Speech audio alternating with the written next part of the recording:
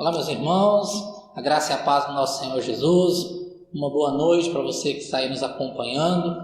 Eu gostaria de estar dando início ao nosso culto de domingo, para que a gente possa louvar e engrandecer o nome do Senhor juntos. Eu gostaria de estar orando juntamente com você, amém? Incline o rosto seu aí na sua casa e ore comigo. Senhor nosso Deus e nosso Pai, nosso Senhor e Salvador Jesus, Senhor, nós te glorificamos, ó Deus, e te adoramos e bendizemos o teu santo nome nessa noite. Queremos, ó Deus, cultuar ao Senhor, glorificar o Senhor na beleza da tua santidade, ó Pai. Queremos, ó Deus, nesse momento de culto, cantarmos louvores a ti, aprendermos a tua palavra e te adorar.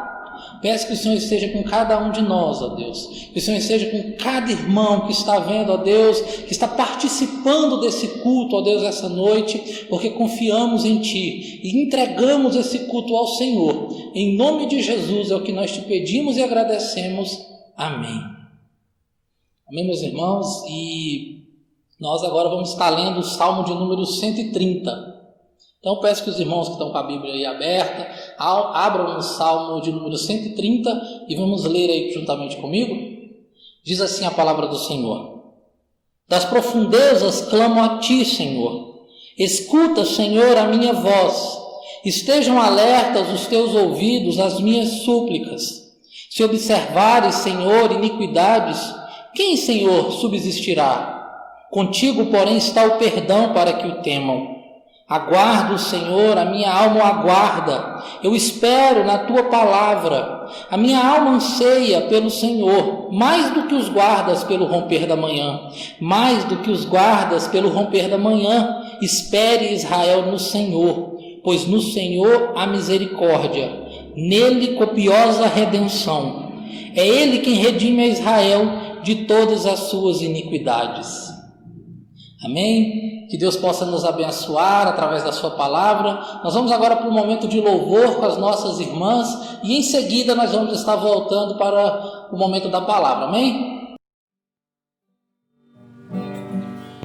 Em teus braços eu vou me entregar, os meus medos eu deixo aos pés do altar, todos os planos meus hoje eu entrego a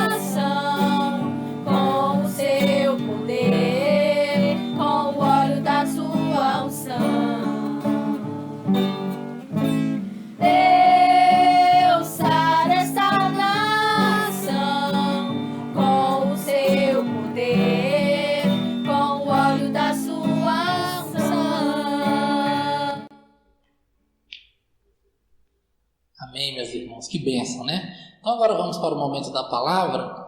Eu gostaria de falar com os irmãos hoje acerca de liberdade. Liberdade é um termo que tem sido bastante falado, né, nos últimos tempos.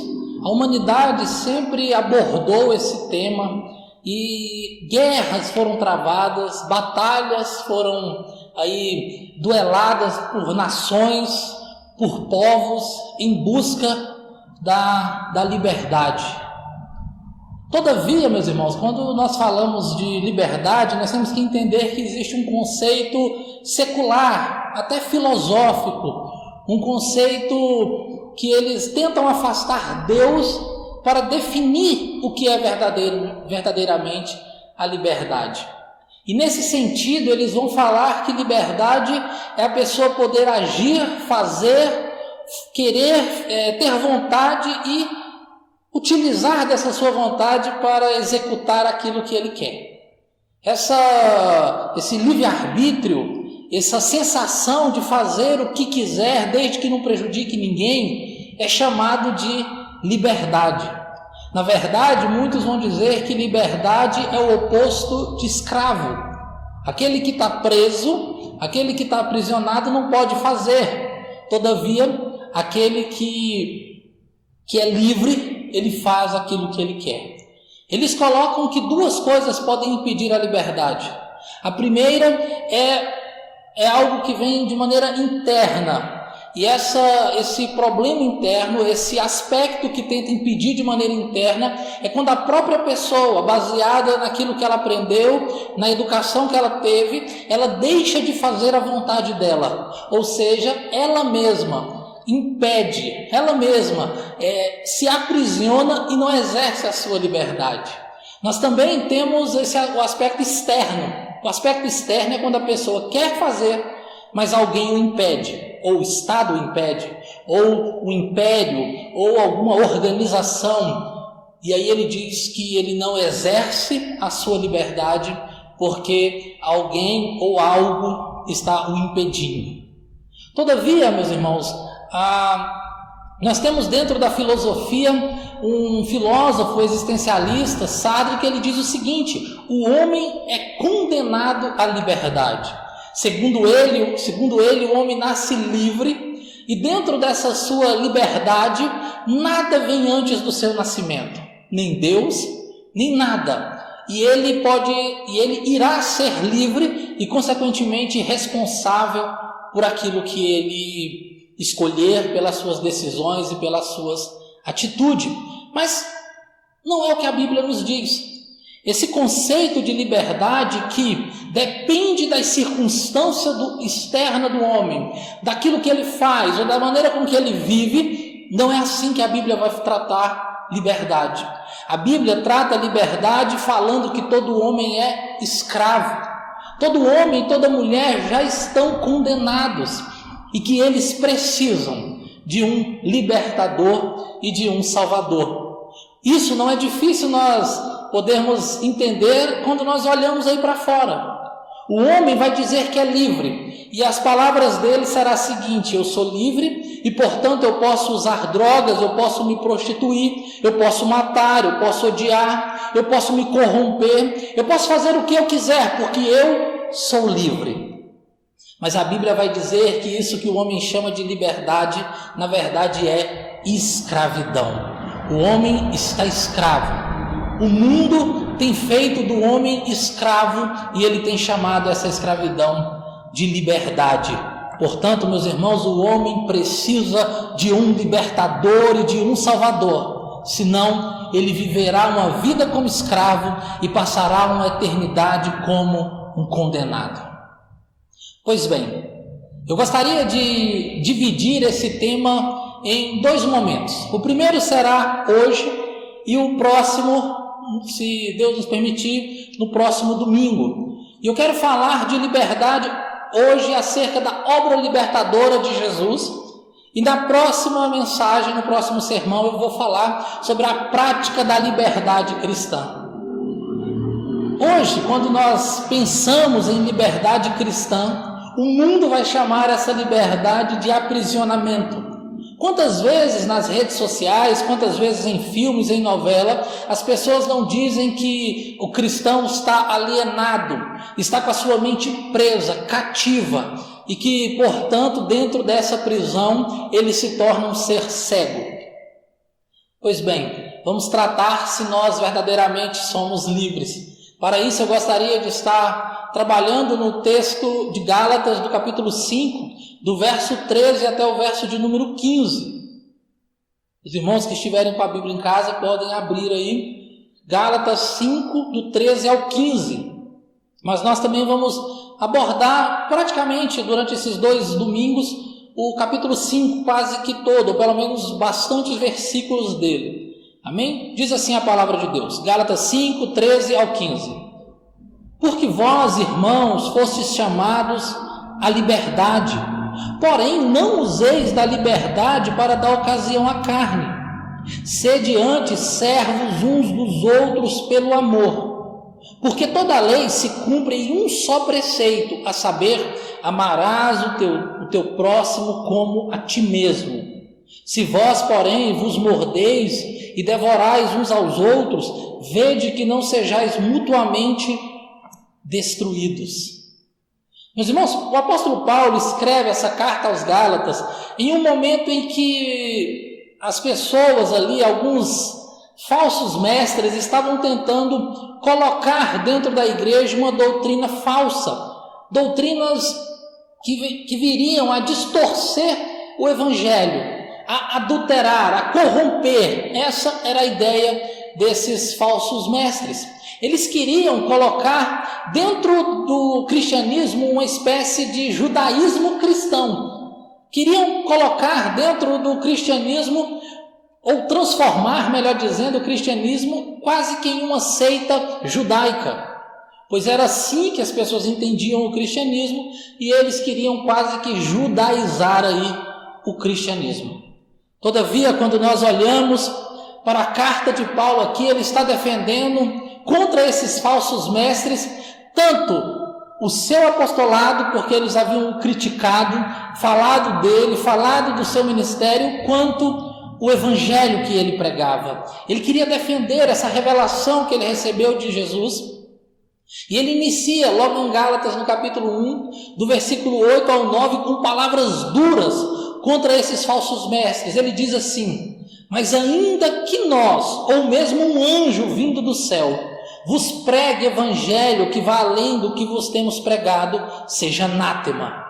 Assim como já dissemos e agora repito, se alguém vos pregar evangelho que vá além daquele que recebestes, seja anátema. E do verso 10 ao 13 ele vai falar que não importa ele obedecer a homens, a agradar a homens, mas que ele está ali para fazer a vontade de Deus.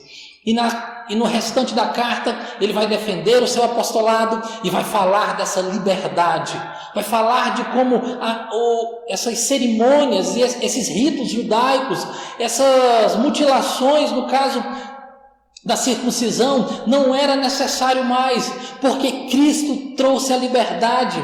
No capítulo 5 ele já chega ali para trazer a aplicação da sua mensagem, da sua carta. Porque o apóstolo Paulo, irmãos, nós podemos observar isso em suas cartas, ele traz um tratado teológico, ele explica como as coisas funcionam, mas no final, quase sempre, em todas as cartas, ele vai trazer uma aplicação para a nossa vida. E eu abro aspas aqui, meus irmãos, para nós podermos aplicar isso também na nossa vida. A palavra de Deus tem que ser aplicada na nossa existência. A palavra de Deus tem que ser aplicada em nós. Nós não podemos lê-la apenas como um livro que é algum manual, mas nós temos que lê-la sabendo que ela se aplica a nós, a nossa vida e a nossa existência.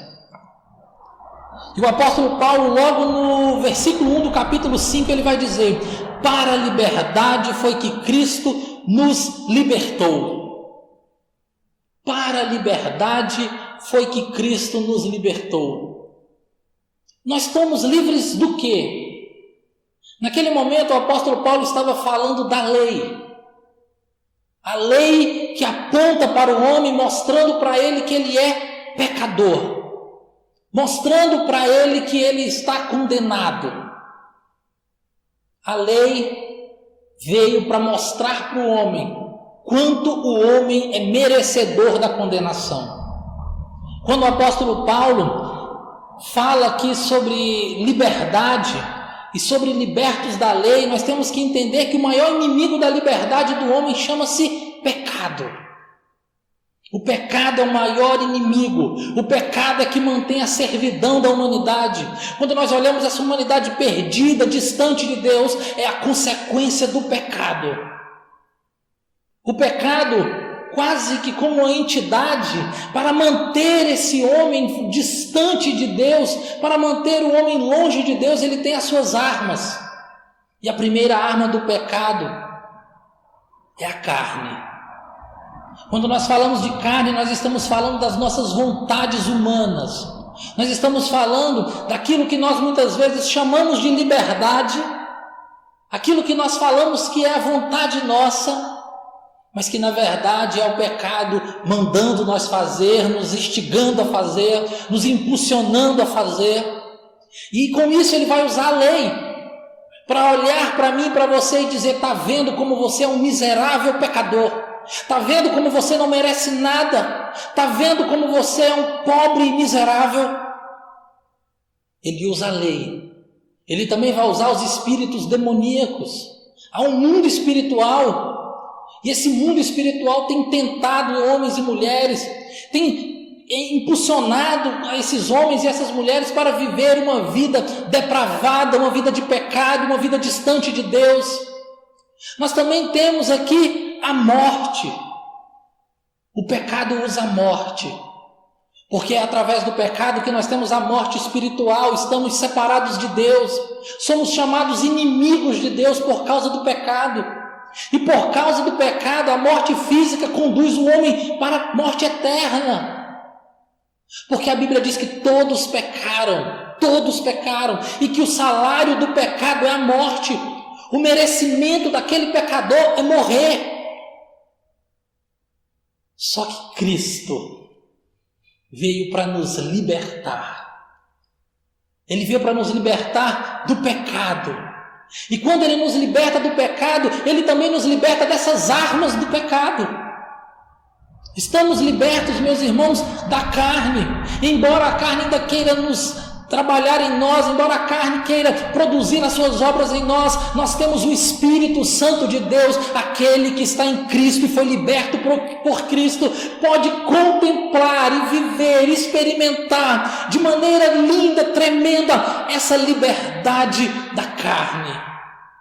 Eu no mundo não posso escolher não pecar, mas quando eu estou em Cristo, Ele vem através do poder do teu Espírito Santo para que eu não viva mais no pecado, para que o pecado não seja um prazer na minha vida, mas seja um deslize, que eu me arrependa e não cometa mais.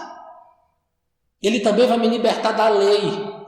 Os judaizantes queriam dizer: você tem que fazer, você precisa fazer, vocês têm que cumprir a lei. A lei está dizendo que eu sou condenado, porque eu não posso cumpri-la, eu não posso exercê-la, eu não posso fazê-la completamente. E Jesus vem e morre por mim, paga o meu pecado na cruz, me justifica, ressuscita e diz para mim que eu sou liberto, que eu sou livre, e a lei já não pode mais me condenar. A lei já não pode mais dizer que eu vou para o inferno. A lei já não pode dizer que eu sou miserável, porque eu, como homem, posso até ser miserável, mas a graça do Senhor me basta e me faz livre, e me faz permanecer livre. Não livre para fazer todas as coisas, não livre para, como o mundo diz, para sair por aí e usando a minha vida como uma arma, usando a minha vida como instrumento maligno. Não, mas Ele me liberta da carne, da lei, da morte, porque a morte agora já não tem a última palavra. A morte agora já não pode me amedrontar, porque o meu viver é Cristo, mas o meu morrer é lucro. Morrer é estar com Jesus, morrer é experimentar agora. O apóstolo Paulo em Filipenses, ele fala algo muito lindo, porque ele diz: olha, o viver é Cristo, o morrer é lucro. E o apóstolo Paulo diz: eu fico na dúvida, Porque eu prefiro morrer, porque se eu morrer eu vou estar com Jesus, mas eu também tenho que estar aqui para pregar a palavra. Eu conheço um pastor que certa vez disse que quando ele lê esse texto, ele tem vontade de dar um abraço em Paulo. Viver é Cristo. A morte já não tem mais poder, já não tem mais morte espiritual, porque agora nós somos chamados amigos de Deus. Liberdade para ser amigo de Deus, liberdade para andar com Deus, liberdade. Mas Cristo vai além. Ele nos dá a liberdade, mas Ele nos chama para servir a Ele. E agora nós somos servos voluntários do Senhor Jesus. Esse é o prêmio da libertação, poder servir a Jesus. Deixar de servir ao pecado, deixar de ser escravo do pecado, deixar de viver como escravo do pecado e viver como um servo de Cristo Jesus, para a honra e glória do seu nome. Portanto, meus irmãos, eu gostaria de destacar um outro ponto, que a única liberdade que nós temos e que o homem pode ter plena é a liberdade em Cristo Jesus. Não há outra. O homem pode viver no país mais democrático, ele pode falar o que pensa, ele pode ir e vir na hora que ele quiser, ele pode votar, ele pode exercer todos os papéis democráticos, mas se ele não está em Cristo Jesus, ele é um escravo, ele não tem liberdade plena. Por outro lado, o homem pode estar no regime mais totalitário, cruel, perverso, que se ele está em Cristo Jesus, ele é liberto. Tinha um movimento de oração no século XVIII, que era dos moravianos. Esses moravianos eles intercediam, oravam e faziam missões. Certa vez, 2 jovens moravianos ficaram sabendo de uma ilha na Índia que tinha cerca de 3.000 africanos escravos. E eles entraram em contato com o dono dessa ilha e falaram: olha, nós somos missionários e nós queremos evangelizar aí nessa ilha. E o dono ateu falou: olha, de maneira alguma, aqui não entra missionário, não entra ninguém para ficar trazendo religião, essas coisas eu não quero. Eles pegaram, se venderam como escravo para ir para essa ilha, usaram dinheiro para pagar a passagem, nunca mais ninguém ouviu falar deles, foram ser escravos na ilha, porque foram libertos por Cristo Jesus. Mesmo escravos naquela ilha, eles estavam pregando e anunciando o Evangelho. Mesmo escravos, eles eram libertos, e muitos que estão libertos no mundo permanecem escravos. Jesus é o único que pode libertar o homem. É a única liberdade real e plena que existe. O próprio Jesus diz que se nós conhecermos a verdade, João 8,32, a verdade vai nos libertar. O salmista, no Salmo 119, no versículo 160, ele vai dizer que a palavra do Senhor é a verdade desde o princípio. E João vai dizer que o verbo, a palavra se fez carne. E o próprio Jesus afirma: eu sou a verdade. Então, meus irmãos, não tem liberdade plena em qualquer outro aspecto, em qualquer outro lugar. A única liberdade que nós temos é a liberdade em Cristo Jesus. Essa é plena. Eu não estou aqui, meus irmãos, de maneira alguma dizendo que nós não temos que buscar a liberdade democrática, que nós não temos que buscar a liberdade dentro das instituições, que nós não temos que buscar o cumprimento da Constituição, mas o que eu estou dizendo é que nós temos que buscar isso sim, mas a principal liberdade é a liberdade que Cristo Jesus dá para o homem e para a humanidade. Essa é a principal. E quando nós falamos dessa liberdade espiritual, nos dias de hoje nós enfrentamos o mesmo desafio que Paulo enfrentou lá na igreja, na Galácia dos Gálatas. Muitas pessoas tentam trazer coisas para dentro da igreja para aprisionar o povo de Deus. Quantas pessoas estão presas dentro de falsos profetas, homens que se dizem que são o novo Messias, ou que têm um contato direto com Deus, ou que pode trazer uma mensagem que não é bíblica. E as pessoas são escravizadas por esses homens e por essas mulheres. Quantas pessoas dizem que para me ser liberto eu tenho que frequentar um culto durante 7 dias, 7 semanas.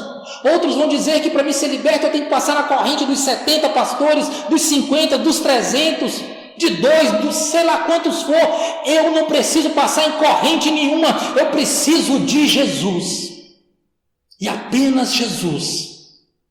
Eu não preciso subir um monte e fazer rituais. Eu não preciso comprar lenço ungido, eu não preciso comprar objetos ungidos, tomar água ungida, eu não preciso de nada disso, porque isso é apenas invenção humana, que não leva o homem a lugar nenhum. Mas Jesus Cristo, esse sim é o caminho para a liberdade. Jesus, e apenas Jesus. Eu preciso somente de Jesus. O pastor Ed René Kivitz, que muitos irmãos conhecem, ele tem uma frase que eu gosto sempre de usar ela. Ele diz: olha, a gente não tem que. Para mim ser salvo, eu não tenho que fazer alguma coisa. Para mim ser salvo, eu não tenho que praticar alguma coisa. Para mim ser salvo, eu preciso de Jesus. Eu não tenho que. Eu preciso de. E eu preciso de Jesus. Outro ponto que eu gostaria de destacar sobre a obra libertadora de Cristo. Ele vai dizer: porque vós, irmãos, fostes chamados à liberdade. Chamados. A Bíblia não diz que nós encontramos a liberdade.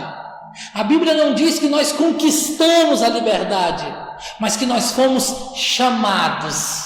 E quando eu ouço essa palavra que nós somos chamados, logo eu ouço e me recordo das palavras de Jesus dizendo: vinde a mim. É Jesus chamando. Você está cansado, sobrecarregado, você é escravo, venha a mim. Jesus chama. É Ele que nos encontrou. Era eu que estava perdido, era eu que estava morto e Ele me deu vida, era eu que estava condenado e Ele me deu libertação. A Ele a honra, a Ele a glória.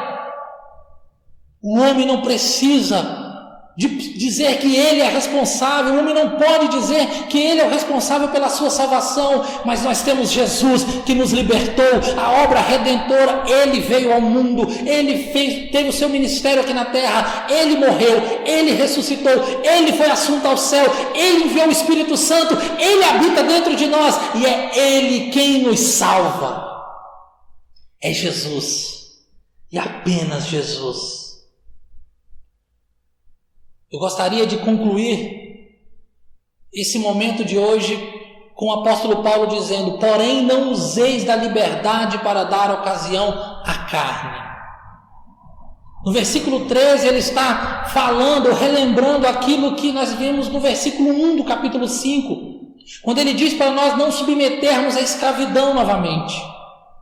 O que o apóstolo Paulo está dizendo aqui é que nós não devemos retroceder, nós não devemos voltar atrás.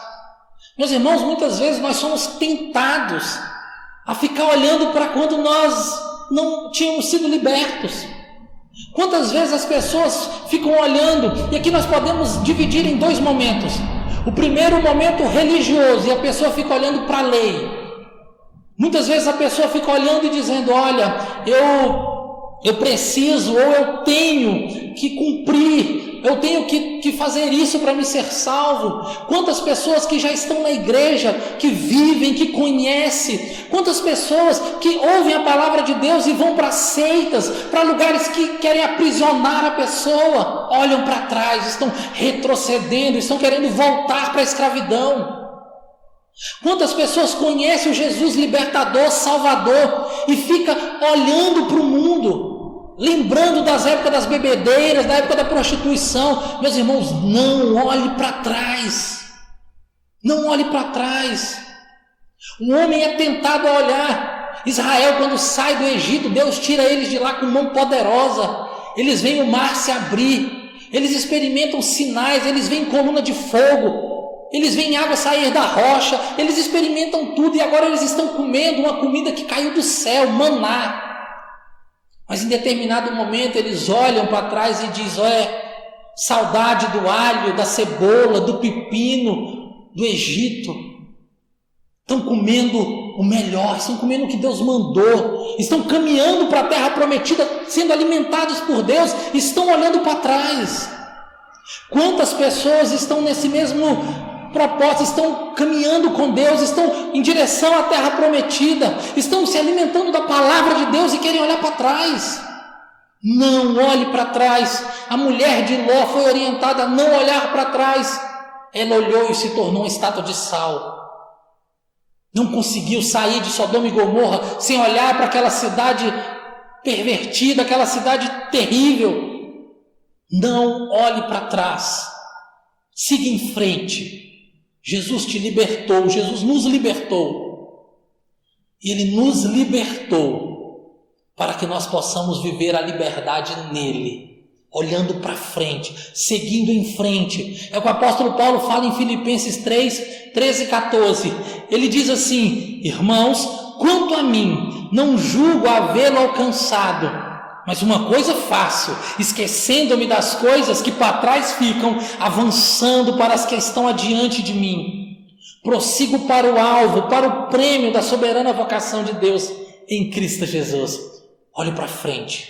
O nosso alvo é o céu, é Jesus. É Ele que nos encaminha. Ele é o caminho. Então nós temos que estar nele. Permaneça nele. Foi para isso que Ele verdadeiramente te libertou. E se você ainda não conhece esse Jesus libertador, entregue a sua vida a Ele, pois Ele quer te libertar. Ele te chama para te libertar.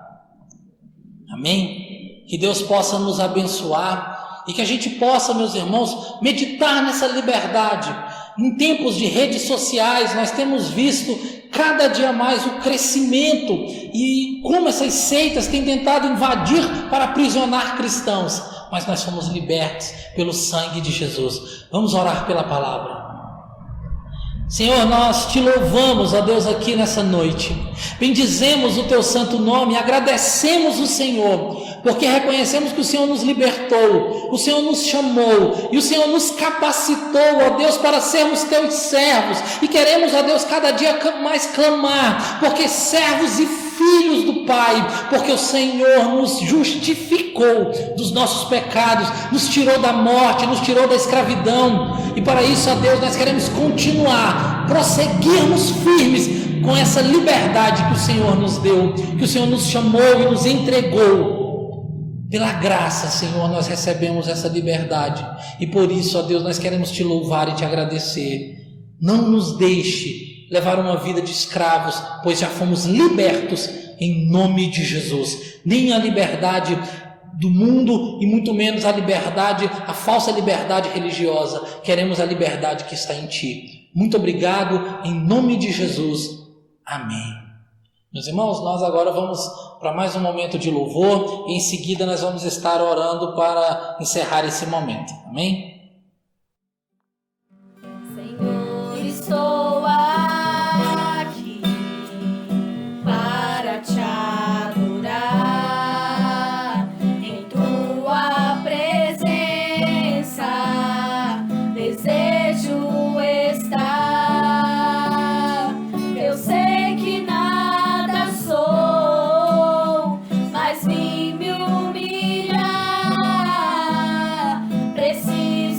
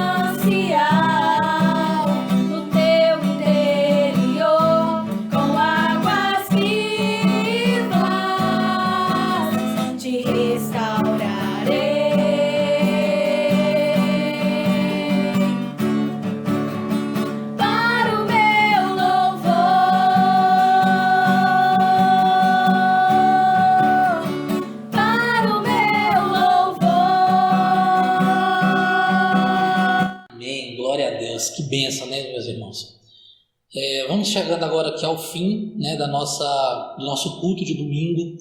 Peço que Deus esteja aí abençoando essa sua semana. Siga firme, irmãos, vivendo essa liberdade que está em Cristo Jesus. Tá? Não deixe que o inimigo e que a falsa religião, nada disso venha roubar essa liberdade. Amém? Você tem uma ótima semana. Que Deus possa abençoar vocês de maneira profunda. Eu quero orar mais uma vez pela sua vida.